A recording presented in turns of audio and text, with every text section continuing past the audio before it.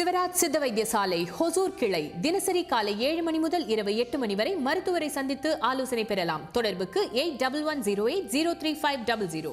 நாட்டில் உள்ள பள்ளிகளில் படிக்கும் மாணவிகளுக்கு மாதவிடாய் கால சுகாதாரம் மற்றும் அதற்கான பொருட்களை பெறுவது அடிப்படை உரிமை என்று உச்சநீதிமன்றம் தீர்ப்பளித்துள்ளது.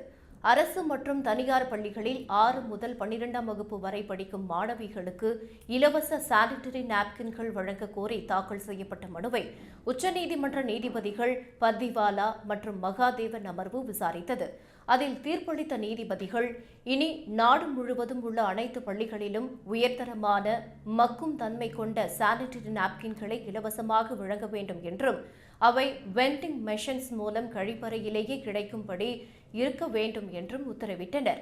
அரசமைப்பு சட்டத்தின் 21வது பிரிவின் கீழ் வழங்கப்பட்டுள்ள சுயமரியாதையுடன் வாழ்வதற்கான உரிமையில் மாதவிடாய் சுகாதாரமும் ஒரு பகுதி என நீதிபதிகள் தெளிவுபடுத்தியுள்ளனர்.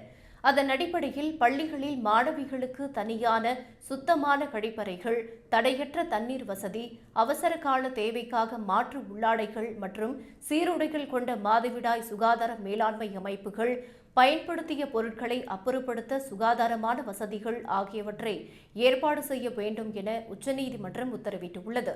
இந்த விதிகளை பின்பற்றாத தனியார் பள்ளிகளின் அங்கீகாரத்தை ரத்து செய்வது உள்ளிட்ட கடுமையான நடவடிக்கைகளை மாநில அரசுகள் எடுக்க வேண்டும் என நீதிபதிகள் எச்சரித்துள்ளனர்.